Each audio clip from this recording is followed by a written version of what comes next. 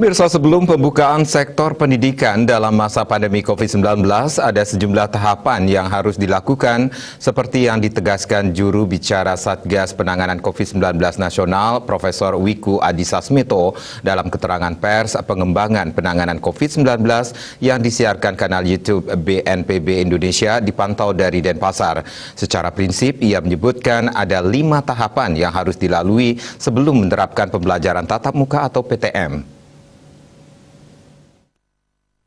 Merujuk pada pernyataan Kementerian Pendidikan dan Kebudayaan Januari lalu, Bali termasuk dari 14 provinsi yang dinyatakan siap membuka sekolah.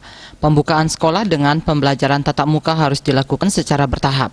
Yang merinci 5 tahapan itu yakni tahap prakondisi, timing, prioritas, koordinasi pusat daerah, serta monitoring dan evaluasi.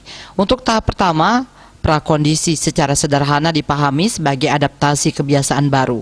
Pemerintah berusaha menjamin proses adaptasi berjalan dengan baik melalui sosialisasi dan fasilitasi sarana dan prasarana pendukung penerapan protokol kesehatan untuk memudahkan masyarakat. Timing atau proses dalam menentukan waktu yang tepat mengacu pada data epidemiologi, kesiapan institusi pendidikan, dan ketersediaan fasilitas kesehatan.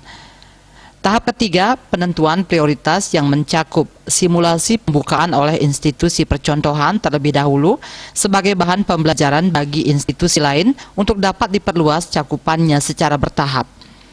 Seluruh elemen yang terlibat harus memastikan keamanan semua aspek kegiatan belajar, mulai dari siswa berangkat sampai pulang ke rumah.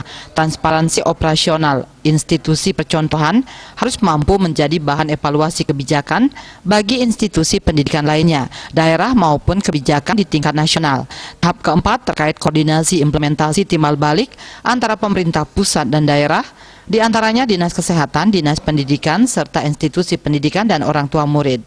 Tahap kelima adalah tahapan monitoring dan evaluasi pemantauan pelaksanaan kegiatan pembelajaran dan evaluasi sesuai skenario pengendalian COVID-19 dengan prinsip kebijakan gas dan rem. Setiap pelaporan yang dilakukan akan menjadi input berharga dalam tahapan perluasan pembukaan sektor pendidikan maupun sektor lainnya.